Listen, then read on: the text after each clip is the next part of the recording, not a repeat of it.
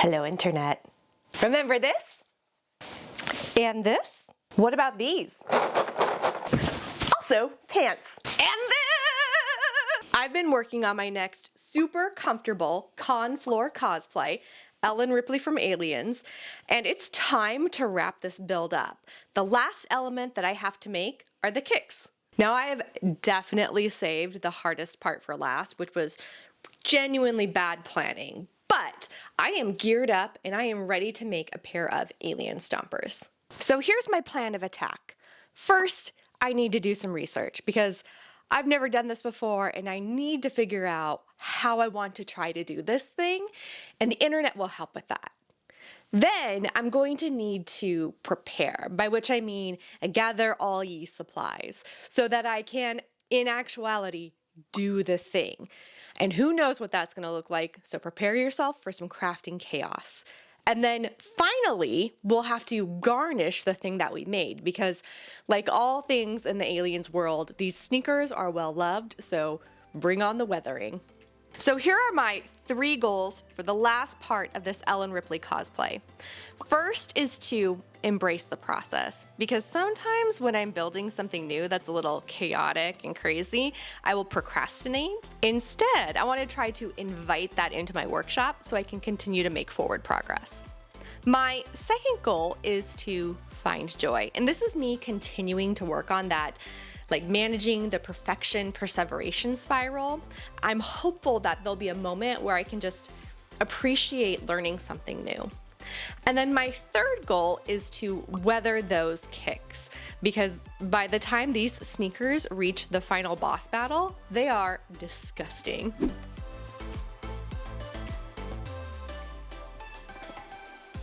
In case you haven't spent hours watching the Aliens movie, here's Ellen Ripley's Alien Stompers. Now, they are pretty identifiable from a distance because they've got some really distinct features. Form-wise, there's an ultra-high top and a rounded toe box. Colorway, we have red, gray, white, and then tons and tons of weathering. And finally, there's some really cool attachment and texture features, like the Velcro over the top and the textured tongue. I think if we can recreate those, we're really going to sell Alien Stomper. So I've been doing some digital investigation and I've learned some things from other makers on the internet about building shoes, whether they're sneakers for actual wear or modifying something or building cosplay boots. There's a lot out there. The first thing I think I've learned is that mixed materials are totally acceptable. Foam, fabric, leather, whatever you've got, you can probably make use of. But what you use and how you prepare it is going to affect the durability. So I'm keeping that in mind because I don't want my sneakers to fall apart on me, but I don't need to wear them for like months and months endlessly. The other thing that I have learned is that while mixed materials are totally acceptable, order of operations is really important. Some elements can be machine stitched, some can be glued, some can be hand stitched, but because of all the different pieces going together and kind of the limited space you have, being thoughtful about how you assemble it will pay off in the end. I feel pretty confident that I can pattern something with just saran wrap tape, and now I'm feeling a little bit better about going and sourcing my materials. So that's our next step. It's a couple days later and I have been doing some thinking and some sourcing. I decided that I don't want to build a pair of sneakers from scratch. It's just too daunting of a task for someone new to this. And instead, I think I'm going to modify a pair of existing sneakers. I found these online and I chose them because in my mind, they had a lot of form that was similar to the Alien Stompers, like the rounded toe box, the high top that I felt like I could modify to an ultra high top, and then the white I think will be a perfect canvas for painting anything that needs a little bit of like wear and tear and weathering and blood spatter, which is everything in the aliens world. There were also some materials that I just didn't have on hand that the pros were using, so I went ahead and grabbed those too, like two-sided fusible foam interfacing, a stiletto awl, some hollow point punches, and then everyone seemed to be in agreement that barge was the contact cement of choice, but I just have the store-bought stuff on hand and I would rather use what I already have than go out and buy more. When this fails, I already have a plan and a leather supplier in my local area that I can source from for the future. I also found this really cool 1.5mm scuba knit fabric in white, charcoal, and red. And I'm really excited about this because it is stretchy and it's got some thickness to it and it's really durable. So I think it's gonna be really forgiving as we try to figure out how to construct and assemble this thing. The next step is going to be to make a pattern. I'm going to use some cling wrap, some tape, and a Sharpie just to sketch everything out. So let's do the thing.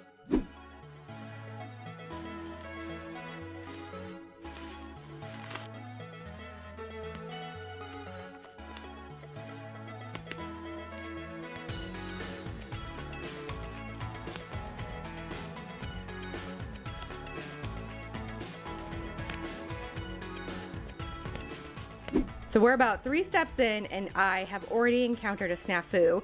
I was just gearing up to start drawing my pattern lines and I realized with the duct tape, I can't see anything. I can't see where the sole is or where any of the stitching is or the lacing.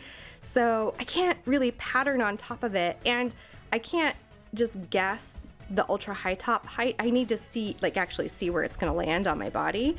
So I pivoted and I used the partner shoe to pattern with some clear packing tape and bubble wrap. That's what's in the leg. I put this on and let me tell you, there's nothing quite as humbling as trying to pattern something when it's on your body.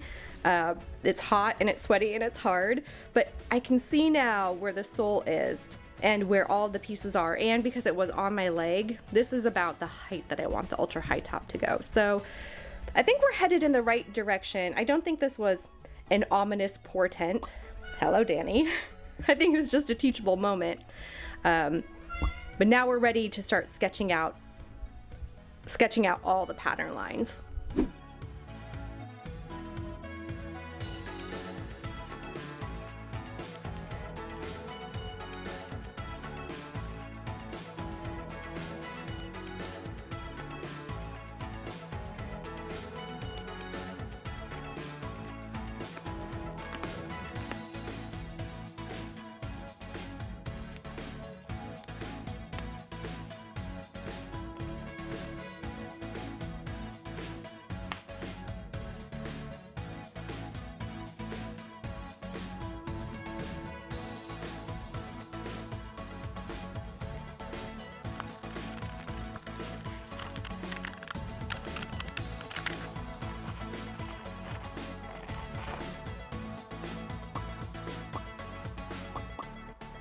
Here we are with the pattern pieces.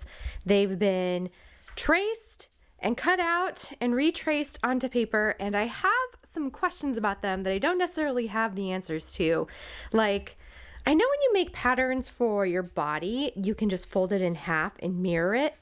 And I think you can mirror a pattern for your right foot and your left foot. That, in my mind, checks out.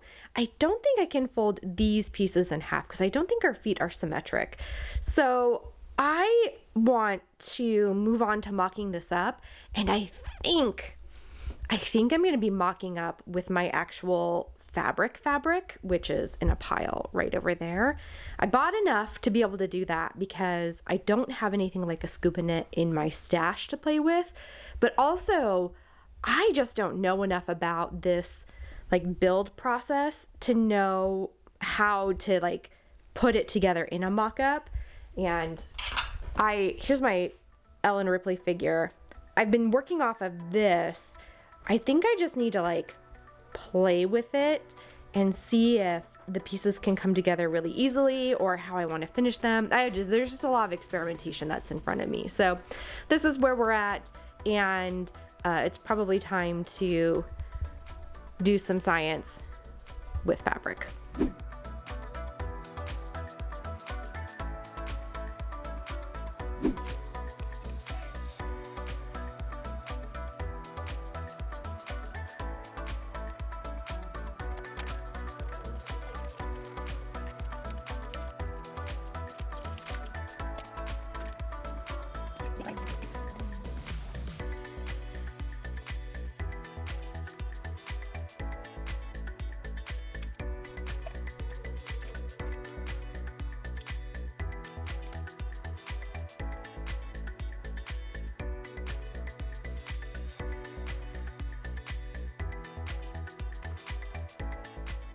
So I have been noodling around with a mock-up for a while, and I'm getting to a place where I can feel I am starting to procrastinate the next steps.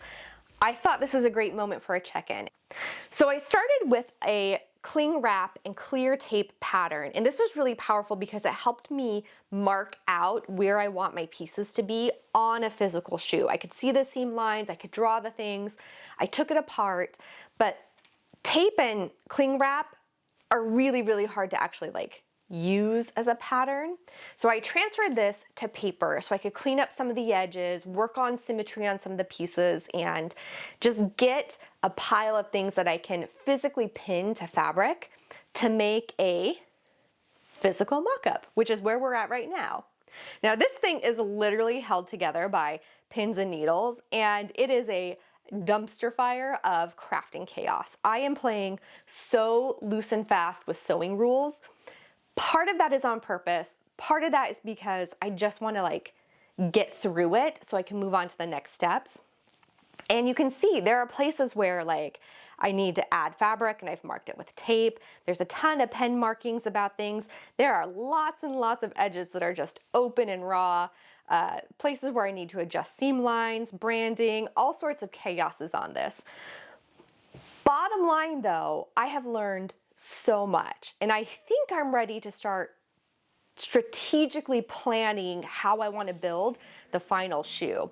It's gonna take some time, and order of operations is gonna be really important. I can already tell, because there are places where it will be really easy to finish these elements, and some places that it's gonna be really, really difficult. And if I plan ahead of time, I can save myself a lot of trouble later on. So my next step is to disassemble this, transfer it all to paper so I have a final pattern, and really do a deep think about how I want to physically assemble each of these elements to create a final piece.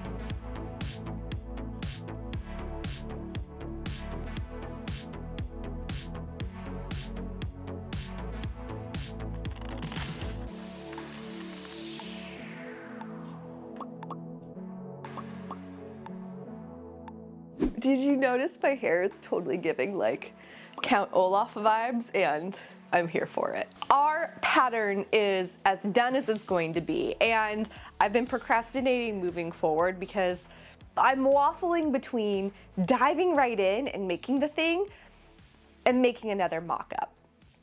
Partly because there are some elements of this that I feel really confident about, and then there are some elements that I know are gonna need some tweaking. Like the tongue and the top Velcro strip, I think I can make those pretty easily. I've got a really clear line of sight on how to assemble those, the order of operation, so I feel pretty confident. But the ultra high top, I have a feeling I'm gonna make it and the first iteration isn't gonna work out. So I've decided that I'm going to do both things. I'm gonna make the stuff I'm confident about, and I'm gonna mock up the stuff I'm not confident about, because at least then I'm still making forward motion. It's just, a little chaotic, which we kind of knew going into this. So our next step is going to be to take these pattern pieces to our fabric and actually cut out all the fabric and interfacing that we need.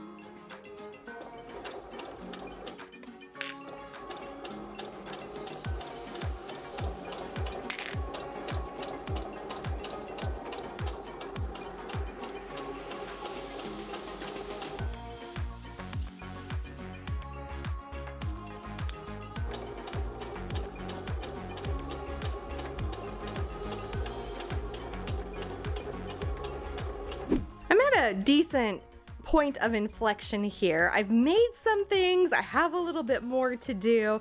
I thought I would check in. So I've got the Velcro straps without any branding on them made for the shoes. They're reversible, so right, one for the left foot and one for the right foot. I need to think about how I want to put the branding on, because in the picture it's actually inlaid and I just didn't want to do that. Like, truly, it was just like another step in the process I wasn't interested in. I could, maybe I will later, I don't know, I don't doubt it. And I made the tongue and I just copied what the actual like construction is. So it's folded over on the top and it's raw edges here. Scuba knit is a type of fabric that doesn't unravel, so technically it's okay to have these raw edges. I put a stitch in just in case. It is almost as hard to sew as velvet. So I have a love-hate relationship with this fabric, but here it is, all textured, the two tongues for the two shoes. And then I also made the Velcro straps, which I am now realizing I only made half of them, so I need to make another set for the other shoe. It's made out of cotton and scuba knit, and when you flip it over, it's the opposite. And the intention here is that this cotton gives it some strength and it doesn't have any stretch. So you can actually pull on it and I can put some Velcro into it and it will sit on the shoe with this side and then this will wrap around. So it will look like it's all scuba knit, but it will have the strength of the cotton once I make more of them.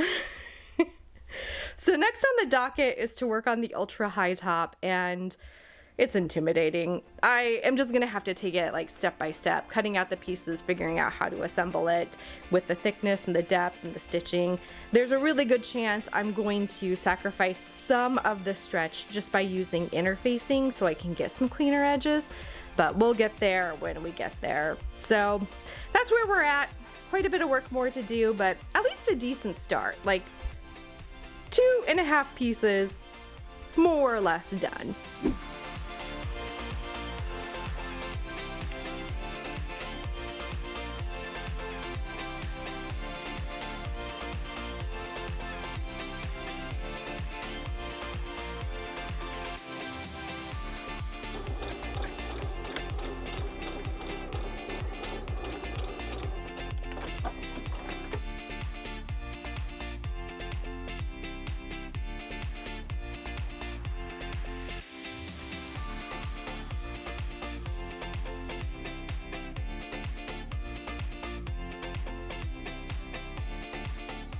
Oops, it's a couple days later and I've done some things. And don't worry, we are nowhere near finishing this project, but I have been noodling away at things. So let me present some facts. Starting with 1, scuba knit fabric is the devil. It has no pile like velvet, and yet it still has significant cutting and stitch creep. So learning how to work with it has been a process. Yay! 2, I've mostly been doing a lot of piecework, which is not super exciting. It's a lot of cutting things out and applying interfacing and then stitching the edges and then turning those things inside out and doing it over and over and over again to get the pieces to match and to fit and to sit together right. But we're at a place where we have some working elements and definitely we're making some progress forward. Here's where we're at. Literally held together by pins and needles. I've made the ultra high tops, the upper Velcros, the tongue. This needs some revision, but we have a pretty solid prototype made. What I'm looking at right now that's really challenging is this red stripe that goes across the shoe. I just have a pattern piece right here, but this is what it's supposed to look like. I thought I was gonna make it out of red scuba knit fabric, but it's just not working quite the way I want it to. So I've been thinking about what my other maker friends might do, and Beverly Downen of Downen Creative Studios has made this incredible Hella suit out of all these different stripes that are silicone, and she has a tutorial on how to use resin to cast silicone elements to apply to fabric, and I think that might be the way to go with this. So before we continue, we actually need to change our venue and head out to the garage.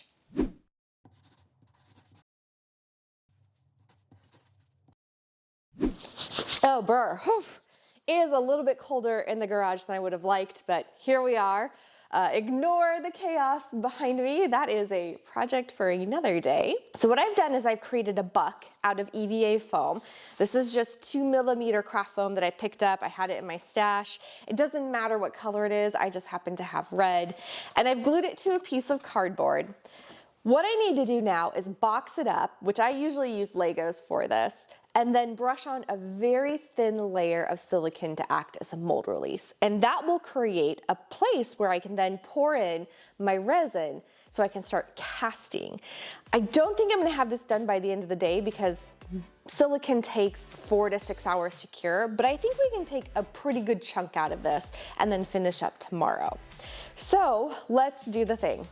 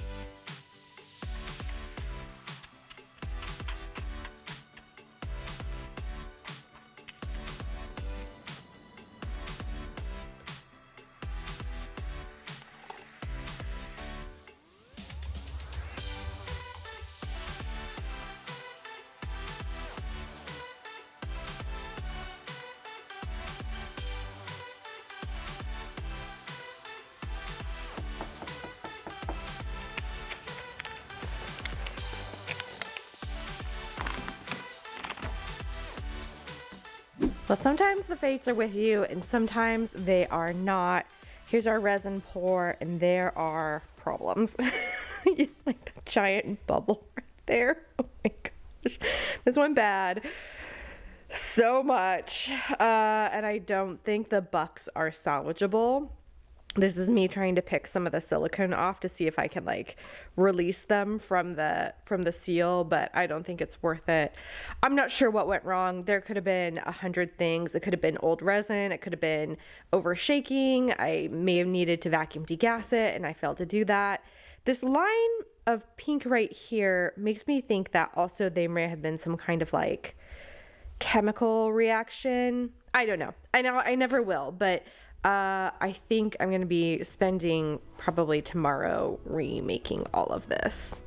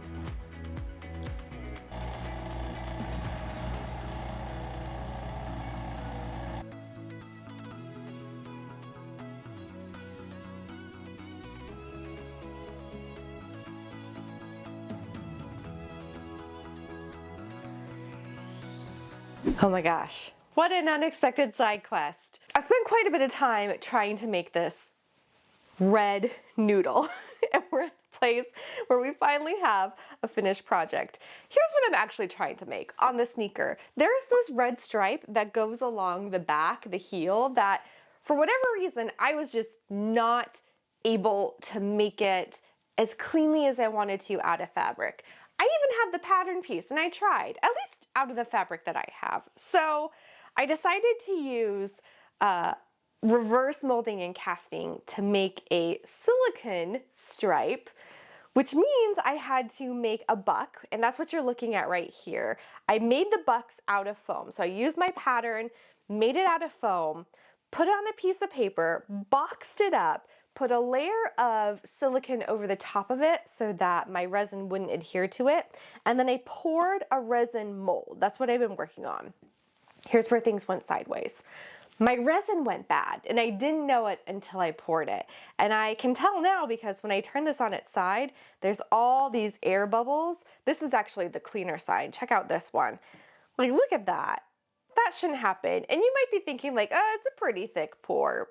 And if I was talking about epoxy, yeah, definitely like thermal runaway would be a problem. But with regular casting resin, Smooth Cast 305, I wouldn't expect that. And there were all these bubbles that happened in the actual mold itself. So I had to redo it all, and I destroyed the buck in the process of making this. Anyways, right now in the garage, I have my actual finished mold, and it's there because I am casting another silicone noodle. This was my test noodle, and it turned out pretty good. I'm really, really happy with the results. It may have actually been worth the 2-day side quest. The question is, how does it look on the shoe?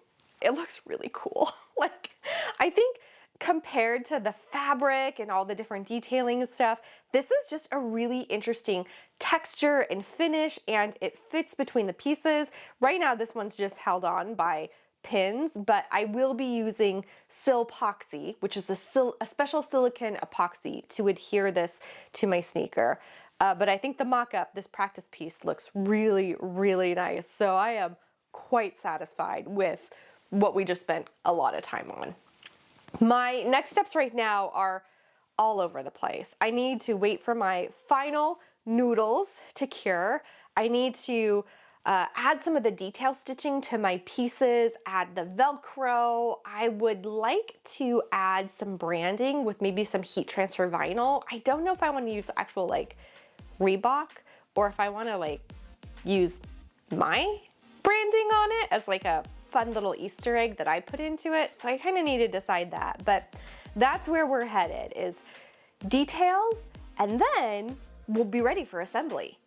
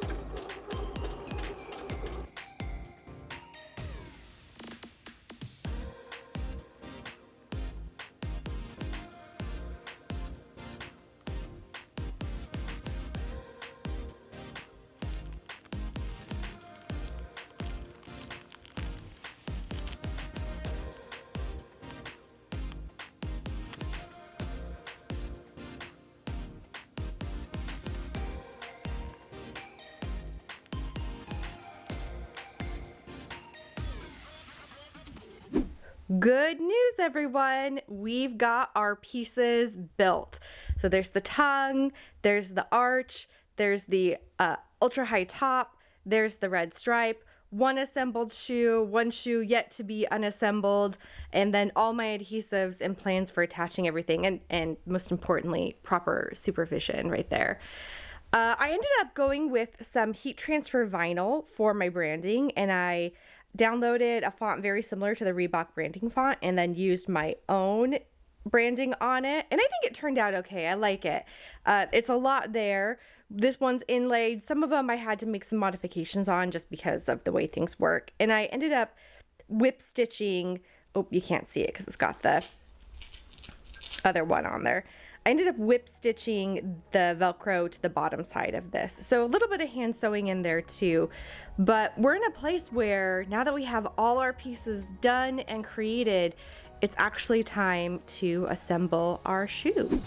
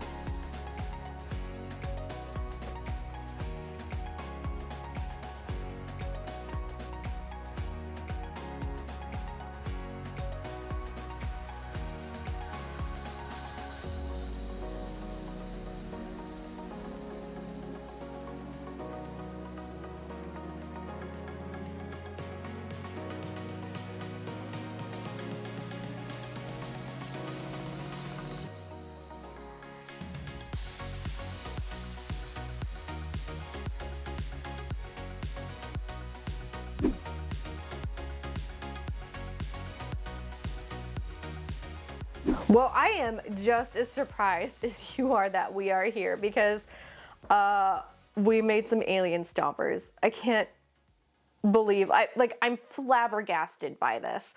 Look at how this, it's got cat hair on it. Ignore that part. Look at how this stripe turned out though. The silicone, like the texture and the sheen is different, so different from the fabric. I think it gives it some really cool dimension. I'm a little bit worried it's gonna fall off while I'm walking around, but maybe not. It's pretty well on there. I'm gonna make sure wherever I go, I just bring my tube of Silpoxy so I can continue to like adhere it if it does fall off. I ended up changing out some of the branding, all of the branding, from Reebok to Honest, which is my own, like the Honest Cosplayer brand. And rather than embroider all of these, I decided to use heat transfer vinyl. This is really soft looking because it's flocked vinyl and it's just ironed on. It's got an adhesive backing. So if I decide that I change my mind later on, I can carefully heat it and remove each of the pieces. But for right now, I'm actually quite happy with like the dimension and the softness of how the letters laid down. I did a lot more hand sewing than I was expecting to make sure all the edges stayed down, and especially like inside of the shoe, as I was putting things together, things were starting to get a little bit untidy. So I ended up adding a bias tape to the inside where the pieces join together, and it's just whip stitched in place, along with some reinforcement at the grommets, because I didn't know this, but scuba knit fabric is really susceptible to snagging, and the Velcro was just like tearing it apart. So I just grabbed some of the faux leather from the tongues that I removed earlier and whip stitched those into place, and they seem to be doing the job right now. Now we're not done with these yet. They are brilliant bright white, like enough to mess with the camera contrast. And by the time Ellen Ripley reaches the boss battle, they should not be this new looking. So we have some weathering and grimification to do, in addition to the sole of the shoe isn't the right color. I have plans to do a little bit of hand painting with Angel's leather paints, a little bit of airbrushing to match the texture and style of all the other pieces that I've done, and they just need some like blood spatters, some oil smudges, just really, really like gross wear and tear. There might be a moment where I take a spray bottle with some coffee and tea in it and just soak all the different pieces. So I think the next time we're gonna check in will be during the final reveal.